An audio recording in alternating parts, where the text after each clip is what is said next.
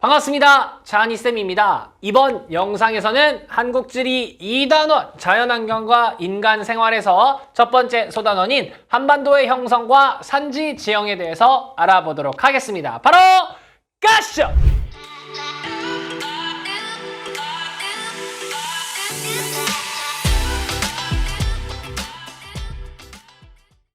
자, 일단 들어가기 앞서서 선생님이 앞 영상, 먼저 제작한 영상이 있는데요. 그 영상을 먼저 시청하고 오시기를 추천드립니다. 그때 했던 설명을 한번 들으시고 지금 영상을 이어서 들으시면 훨씬 더 이해가 잘 되실 겁니다. 자, 그러면 한반도의 지체 구조에 대해서 알아보도록 하겠습니다. 우리가 살고 있는 한반도의 모습을 살펴보는데 그중에 지체 구조에 대해서 살펴보겠대요. 땅이 어떤 모습을 갖고 있나 살펴보겠다 그겁니다.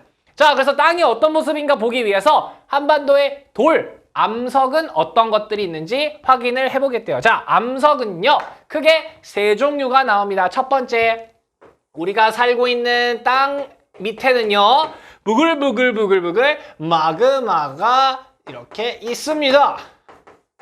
뀨 이렇게요. 자, 이 마그마가 지구 내부 에너지에 의해서 부글 하다가 하고 확 솟아오르기도 하고 아니면 이야 했지만 여기서 멈추기도 한대요. 그래서 이렇게 튀어나온 건 우리가 보통 이런 걸 화산활동이라고 하잖아요. 그래서 이렇게 생긴 걸 화산활동에 의해서 생겼어요 라고 하거나 아니면 마그마가 분출해서 생겼어요. 그래서 분출암이라고도 한대요. 그리고 이 친구는 땅 속에 딱 들어가고 끝났어요. 그죠? 그래서 이런 걸 관입했다 표현합니다. 그래서 이걸 관입암이라고 해요. 화산암과 분출암의 가장 대표는 현무암이고요.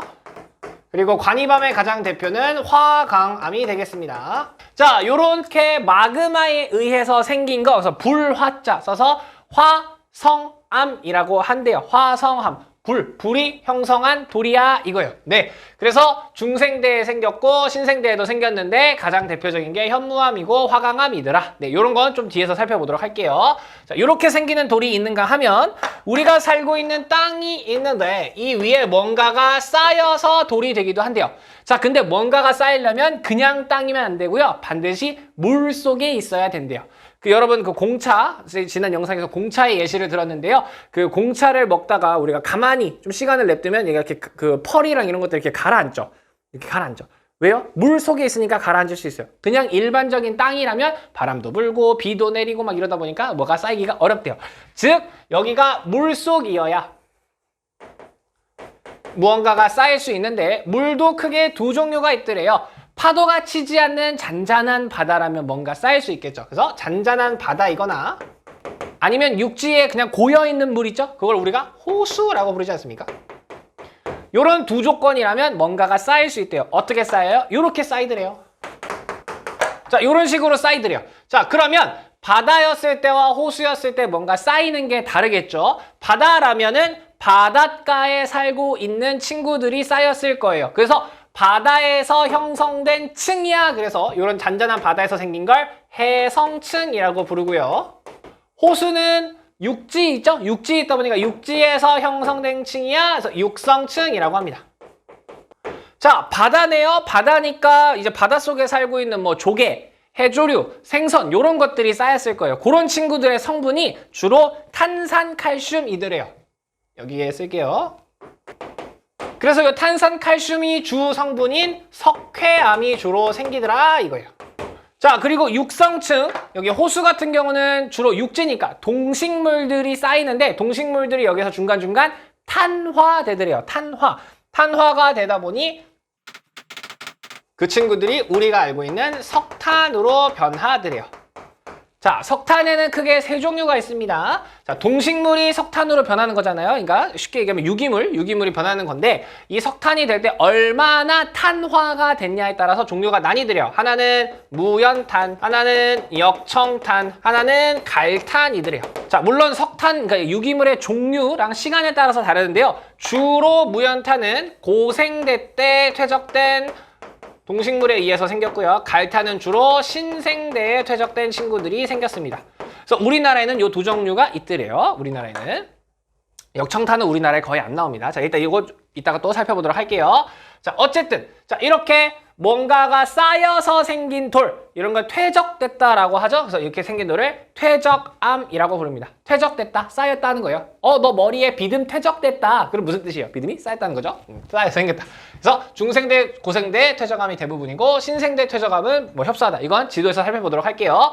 자, 그리고 요런 돌들이 땅 속에 있다가 오랜 시간 열과 압력을 받으면 이 친구들의 성질이 변화드려요. 그래서 성질이 변했다? 변한 성질의 돌이다. 그래서 변성암이라고 부른대요. 자, 변성암이 우리나라에 가장 많은 돌을 차지하고 있습니다. 변성암의 종류는 크게 다르지 않습니다. 그래서 우리나라의 암석을 보니까 크게 변성암, 화성암, 퇴적암 요렇게 있더라. 이렇게 보시면 되겠습니다. 자, 그러면 한국지리에서 요구하는 건 학생, 그럼 우리나라에 화성암, 퇴적암, 변성암 중에 뭐가 가장 많이 있는지 알아? 요거를 알길 원해요. 자, 순서는 어떻게 기억하시면 되냐면요. 자, 아까 우리가 전에 여기 퇴적암 하면서 퇴적암이 석회암과 석탄이 주로 나오는 거라고 했잖아요. 퇴적돼가지고 석회암과 석탄은 공업의 원료로 쓰이는 친구들이에요. 근데 여러분 우리나라 자원이 많이 없죠. 자원이 많은 국가가 아니에요. 즉 기억하실 때 퇴적암이 꼴찌 이렇게 일단 기억하시고요.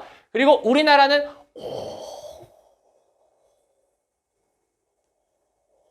오랜 시간 가만히 열과 압력을 땅속에서 받았대요. 큰 지각 변동 없이. 그러다 보니까 성질이 변한 변성암이 가장 많습니다.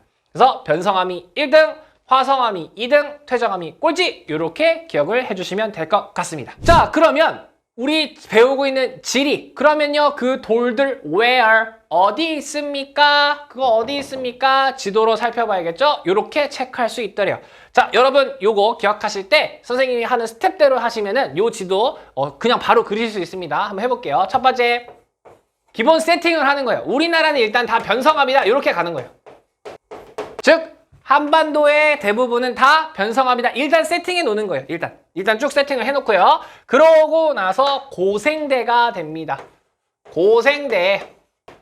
자, 특히 고생대 초입니다. 고생대 초에 한반도의 일부 지역이 바다였대요. 고생대 일부 지역이 바다였대요. 어디가요? 여기입니다. 자, 이 설명을 하기 위해서 한반도를 토끼에 비유하도록 하겠습니다. 절대 국토를 비하하려는 의도 아니고요. 학습에 도움 되시라고 위치 파악할 때 아무래도 호랑이 형상보다는 토끼가 조금 더 도움이 돼서 토끼로 비유를 하도록 하겠습니다. 그럼 여기가 이제 토끼 귀, 토끼 얼굴, 앞발, 뒷발, 이제 꼬리 요 정도가 되겠죠. 네.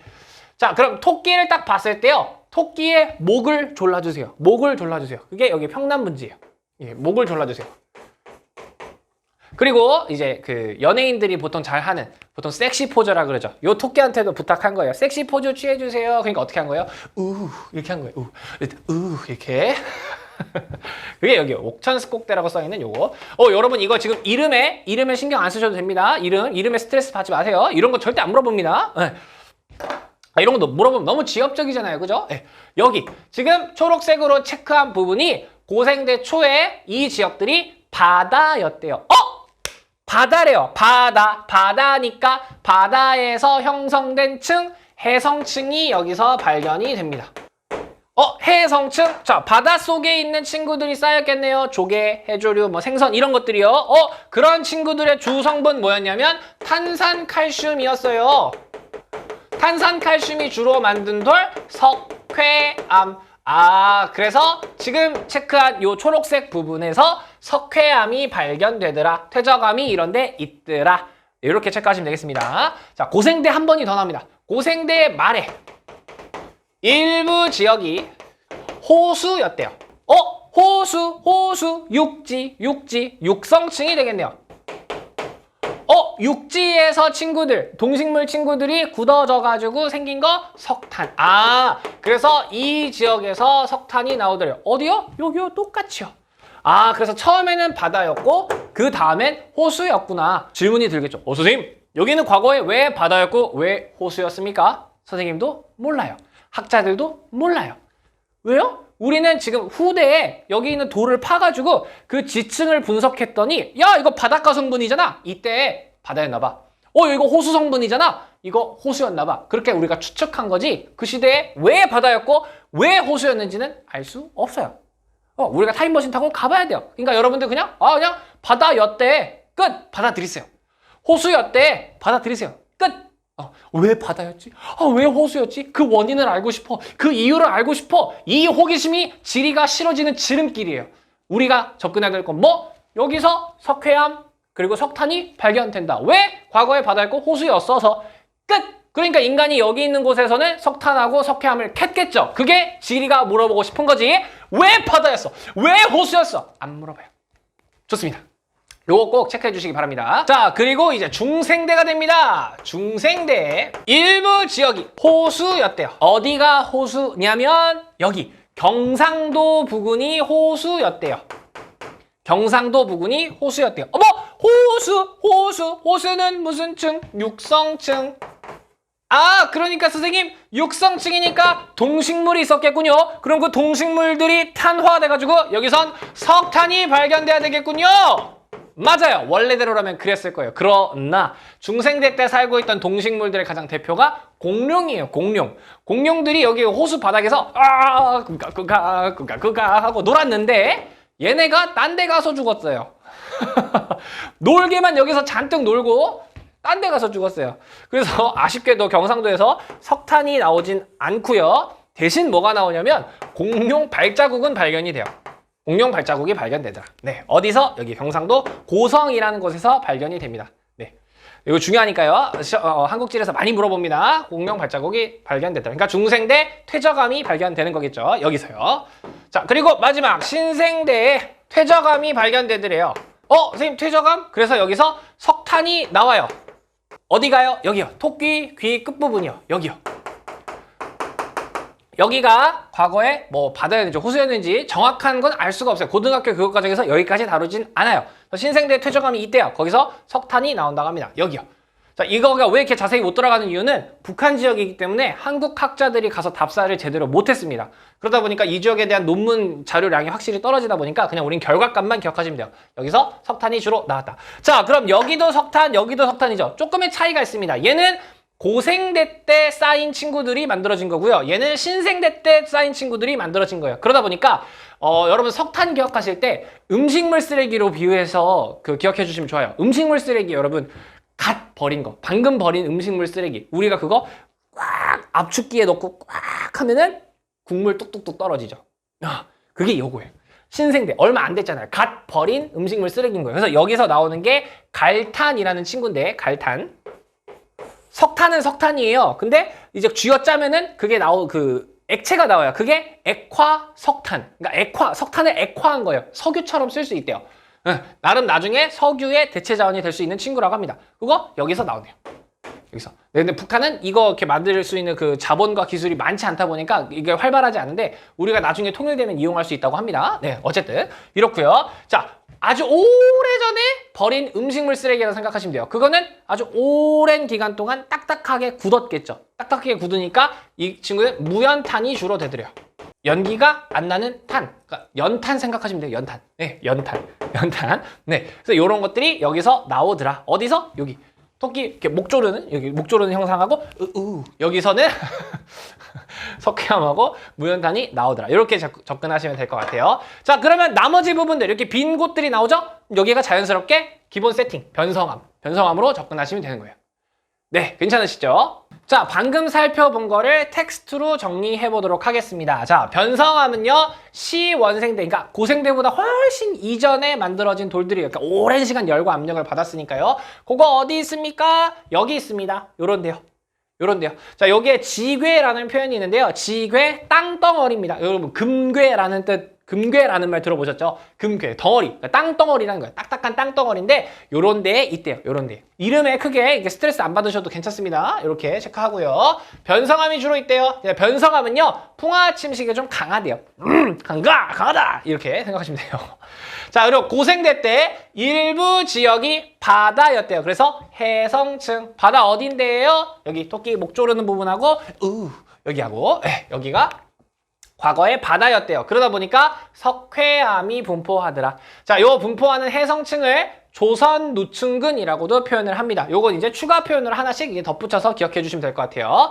그리고 고생대 말이 되면 일부 지역이 호수가 되었대요. 호수 육성층. 그러다 보니까 석탄 나오는데 석탄 중에서 오래된, 아주 음식물 쓰레기 오래된 거 딱딱하고 하다 보니까 연기가 안 나는 무연탄이 나오더라.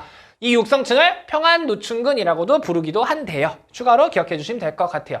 요 이름에 신경 쓰지 마시고요. 위치 어떻게 기억한다고요? 목 조르는 곳하고 여기에 이렇게. 자, 그러다가 중생대의 일부 지역이 호수였대요. 중생대 일부 지역 어디요? 여기. 아이고. 여기 경상도 지역이 호수였대요. 호수니까 육성층.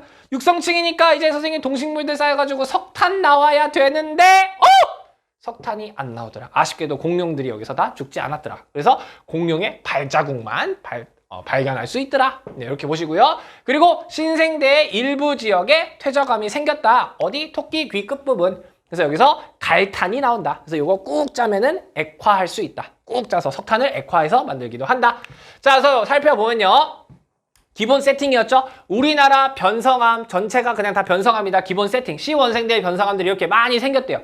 그리고 고생대가 되면은 토끼 목 조르는 부분하고 여기가 바다하고 호수였기 때문에 해성층, 육성층, 그걸 조선노충근, 평안노충근이라고도 얘기한대요. 그래서 이렇게 생겼다. 여기. 그리고 중생대 때 일부 지역이 호수였다. 그래서 여기 호수가 생겼죠? 호수. 그래서 퇴적암이 여기 발견이 되고, 그리고 마지막에 신생대가 되면은 뭐 화산활동이랑 이런 게 있어서 화산암이랑 그리고 일부 퇴적암, 여기 토끼 끝부분 석탄 나온다고 그랬었죠? 이런 데 생긴다고 합니다. 이렇게 정리하시면 될 것 같아요. 자, 그러면 이제 한반도의 지형 형성 과정에 대해서 알아보도록 하겠습니다. 자, 지형을 만드는 과정이래요. 지형을 어떻게 만들었을까? 지형은 누가 만드냐면 내적 작용하고 외적 작용에 의해서 형성이 됩니다.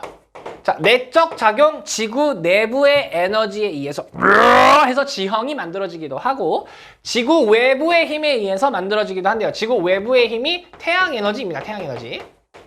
그래서 내적 작용, 지각 변동 이런 것도 생각하시면 돼요. 막 지구 내부 에너지 마그마 끓고 막 이렇게 하는 거. 그래서 내적 에너지로도 만들어지고, 외적인 태양 에너지 때문에 비도 오고 빙하도 있고 강물도 흐르고 바람도 불고 파도도 치고 막 이렇게 하죠. 네, 그런 현상에 의해서 지형이 만들어지기도 한대요.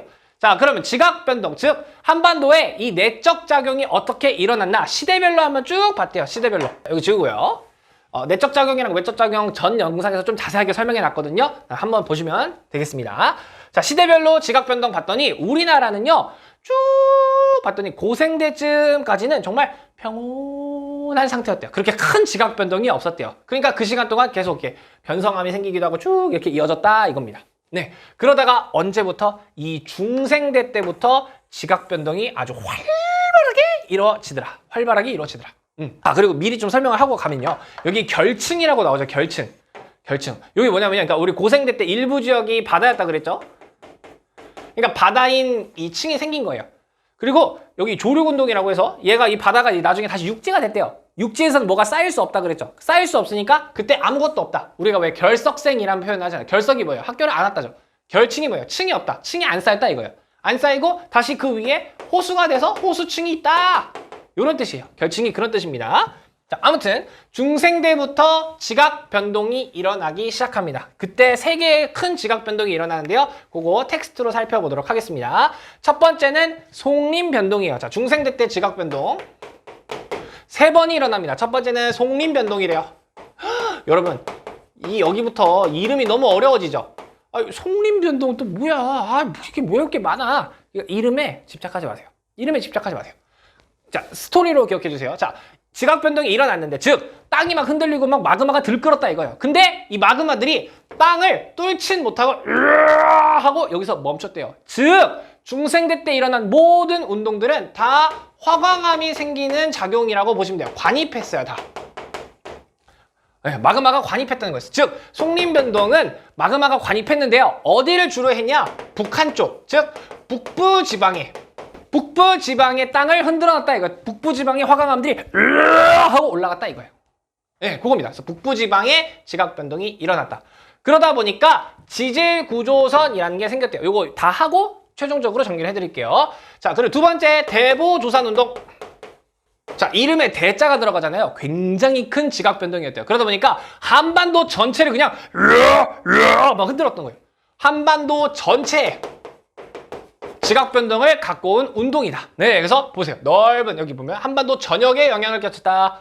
네, 그리고 지질 구조선도 만들었고 이거 이따 볼 거고요. 그런 결과 넓은 한반도 전 범위에 화강암이 관입했더라. 그리고 마지막 불국사 변동이에요. 자, 여러분 불국사 어디인지 아시죠? 경북 경주. 선생님 전 영상에서 경남 경주라고 했는데 죄송합니다. 아, 이게 영상 찍다 보면은 계속 빨리 막 진행해야 되다 보니까 막 말실수가 엄청 나왔어요. 죄송해요. 네. 아무튼 경주 근처, 즉 경상북도 경주, 경상도 근처에서 이렇게 변동이 일어났다 이거예요. 그러니까 여기에 경상도 주변에 화강암이 관입했다. 그래서 영남 지방 중심에 그래서 불국사 화강암이 관입했다. 이렇게 보시면 되겠습니다. 자, 그럼 지질 구조선이 뭐냐? 자, 이렇게 땅이 있고요. 화강암이 관입했대요. 하고 화강암이 관입했대요. 빵! 이렇게.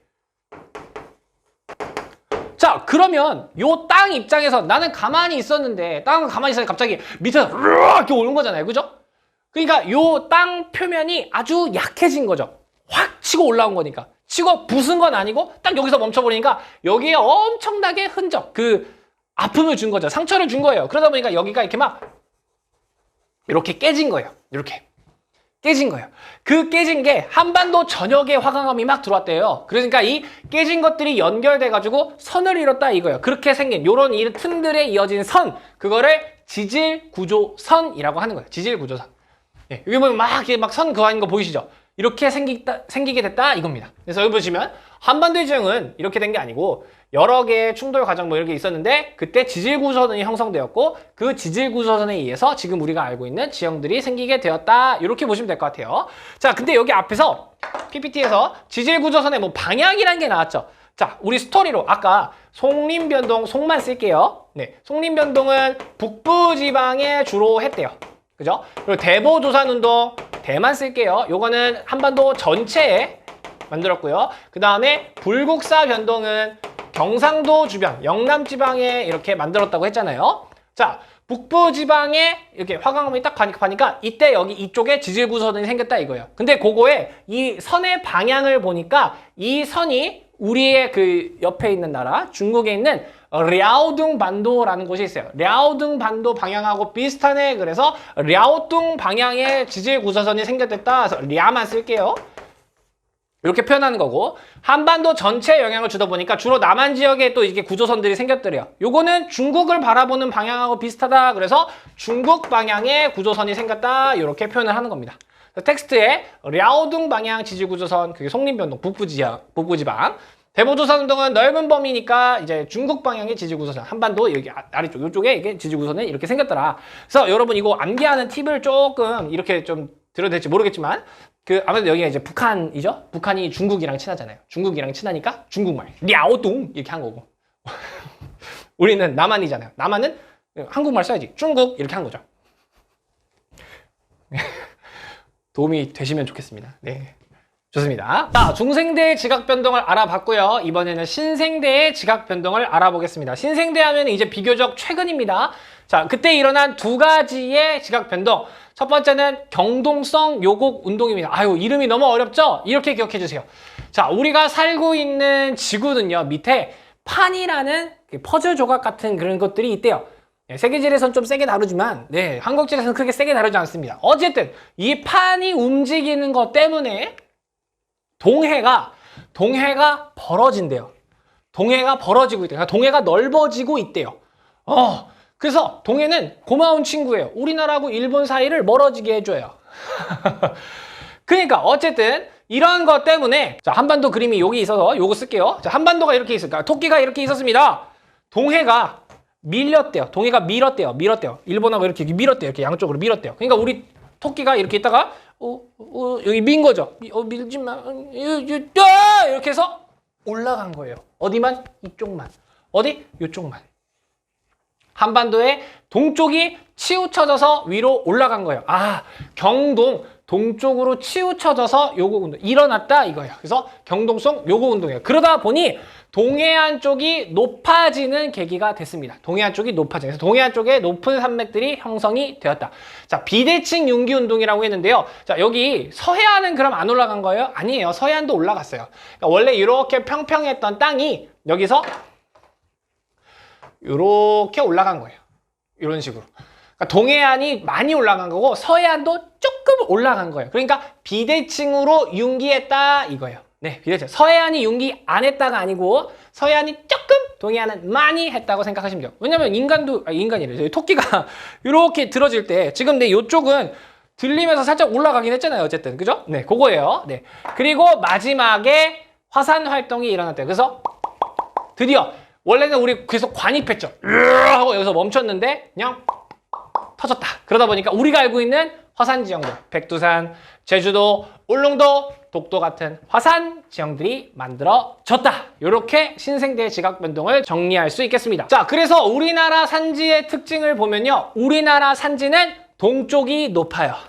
동쪽에 높은 산지들이 많더라. 동쪽에 높은 산지들이 많더라. 이렇게 정리를 할 수 있겠네요. 자, 다음으로 살펴볼 게 이제 기후 변화와 지형 발달인데요. 이 파트는 조금 뒤쪽으로 미루고요. 산지 지형의 특색부터 좀 살펴보고 마무리를 하도록 하겠습니다. 자, 우리가 살고 있는 산지 지형, 이거의 특색과 우리가 이걸 어떻게 이용했는지, 이게 지리의 주 목적이에요. 그래서 그 지형 어떻게 이용했는데 그게 핵심이거든요. 자, 우리나라는 국토의 약 70%가 산지입니다. 그리고 이 70%가 넘는 산지들이 막 높고 험준한 게 아니고요. 해발 고도가 좀 낮은 그런 산지들이 있더래요. 그나마 2000m가 넘는 건 다 북한 쪽에 있어서 우리가 보기 좀 어렵더라. 네, 한반도 남한에 있는 산 중에서 2000m를 넘는 산이 없습니다. 네. 자, 그리고 우리나라의 특징, 동쪽은 높고요. 서쪽은 낮대요. 동고서저의 지형이 나타난대요. 왜요? 신생대 제3기에요. 동쪽이 이렇게 치우쳐서 올라오는 운동이 발생했거든요. 경동성 요곡운동. 그러다 보니까 동고서저의 경동지형이 만들어졌대요. 그래서 그때 만들어진 산맥들 이렇게 생겼다고 했잖아요. 이렇게. 동쪽은 높고 서쪽은 낮게 되다 보니까 동쪽에 있는 이쪽은 급사하면 경사가 급하고 서쪽은 완경사더라. 그러다 보니 비가 내려요. 비가 내려요. 그럼 빗물이 이렇게 흘러가고 이렇게 흘러가겠죠. 그게 강이네요. 하천. 하천이 황해로 흐르는 하천, 이쪽 서해 쪽으로 흐르는 하천이 동해보다 더 길고 경사는 완만하다. 이렇게 표현한 겁니다. 좋습니다. 자, 그리고 세 번째입니다. 지질 구조선에 따라서 산맥의 방향이 결정됐대요. 자, 여기 위에 한반도를 대강 그려볼게요. 자, 일단 중생대에 3번의 지각 변동이 있었습니다. 3번, 우리 이름보다 순서로 기억하면 됐어. 북쪽, 한반도 전체, 경상도 주변 이렇게 했었죠. 첫 번째 일어났던 요 지각 변동에 의해서 북쪽 지방의 구조선이 이렇게 생겼대요.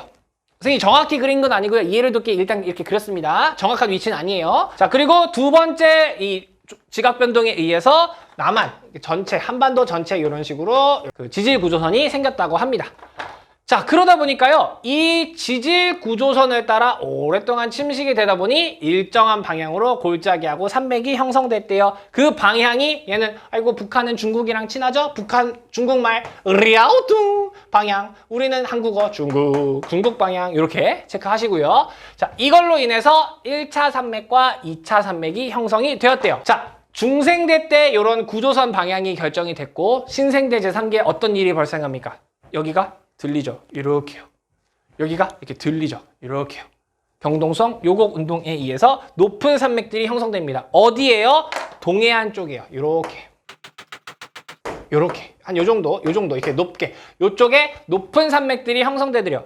얘가 일단 우리나라에서 가장 높은 지역들이에요. 가장 높은 지역들. 그러니까 얘가 일단 1차적으로 산맥이 형성됐다. 그래서 1차 산맥이다 라고 불러요.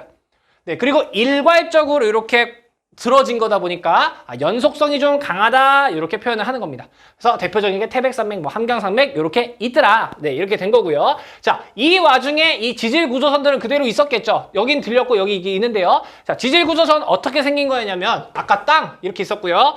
여기에 마그마 하니까 얘가 금이 간 거죠. 이렇게 금이 간 거란 말이죠.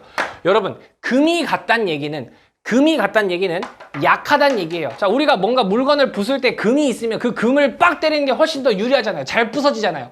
마찬가지로 이렇게 금이 가 있다면 빗물이나 풍화 뭐 이런 것들에 의해서 쉽게 깎여 나가더라 이거예요. 쉽게 깎여 나가더라. 즉 이런 부분들이 쉽게 이렇게 깎여 나가더라 이거예요. 이렇게 즉 지질 구조선이 잘 깎이더라. 이거예요. 왜? 지질 구조선이 여기 이거 있으니까. 지질 구조선이 잘 깎이더라. 그럼 지질 구조선이 아니었던 이런 부분들은 살아남았겠죠. 살아남았으니까 지질 구조선을 이렇게 그렸다면 지질 구조선이 아닌 부분들이 높은 부분으로 남았을 거예요. 대충 그린 겁니다. 높은 부분으로 나오니까 걔가 산맥이 된 거예요. 아, 그러니까 1차적으로 산맥이 생기고 지질 구조선 파이고 그 옆부분들이 산맥이 된 거예요. 그러니까 얘는 2차 산맥이야. 이렇게 만들어진 거예요. 괜찮으시죠? 네. 지질 구조선을 따라 차별적인 풍화와 침식, 즉 약한 부분이 다 떨어져 나가고 남은 부분이 산지가 되었다 이거예요. 그러니까 얘는 좀 해발 고도가 낮고요. 연속성도 이렇게 연속적으로 쫙 있다 이런 느낌이 아닌 거예요. 그래서 연속성이 낮더라 이렇게 표현을 하는 겁니다. 괜찮으실까요? 좋습니다. 자, 그래서 우리나라 산맥의 분포를 보면 이제 1차 산맥, 2차 산맥이 있는데 이제 1차 산맥은 한반도와 이렇게 평행하게인가요? 수직으로? 이렇게 아무래도 수직으로 이렇게 있다 보니까 이 친구는 한국이랑 방향이 똑같네. 그래서 이런 걸 한국 방향이라고 하는 겁니다. 여러분 색깔이 잘 안 보이시니까요. 선생님이 주황색으로 표기를 할게요. 그래서 경동성 요곡 운동에 의해서 생긴 산맥들. 이런 산맥들은 한국 방향이야. 이렇게 표현을 한 거예요. 한국 방향이야. 네. 뭐 여기 함경산맥 요 정도까지 이렇게 한국 방향이야. 이렇게 한 거고요. 그다음 이제 중생대 때 3번의 지각 변동이 있었죠. 네, 이름이 중요한 게 아니고 순서 기억하면 돼요. 위에 북부지방, 한반도 전체, 경상도 주변. 그러니까 북부지방에 생긴 이런 친구들은 북한은 중국을 좋아한다 그랬죠? 중국과 방향이 일치하는 랴오뚱이라고 하는 거고, 랴오뚱 방향의 산맥이야 이렇게 하는 거고, 그 다음 이제 대보조산운동 2번째 지각 변동에 의해서 생긴 친구들, 이런 친구들은 이제 중국이랑 방향이 비슷하네. 그러니까 우리는 우리는 한국말을 쓰는 거잖아요. 중국 방향 이렇게 표현한 거예요. 네, 그래서 우리나라의 산맥을 방향으로도 이렇게 구분할 수 있더라. 이렇게 보시면 되겠습니다. 네, 이렇게 해서 우리나라의 지체 구조, 암석의 분포 살펴봤고요. 지각 변동 어떻게 받았는지, 그래서 산맥들이 어떻게 형성되었는지 살펴보았습니다. 사실 이게 1시간에 하기가 조금 양이 방대해가지고요. 앞서 못 봤던 기후변화에 의한 지형 형성과 그리고 이제 흑산, 돌산, 산지 이용을 어떻게 하고 있는지는 다음 영상에서 다루고 관련 수능 기출문제 풀어보는 걸로 다음 영상에서 대체하도록 하겠습니다. 자, 오늘 영상은 여기까지고요. 긴 영상 보시느라 너무너무 고생 많으셨습니다. 그럼 선생님은 다음 영상에서 또 찾아뵙도록 할게요. 궁금한 거 있으면 댓글로 남겨주세요. 다음 영상에서 만나요. 화이팅!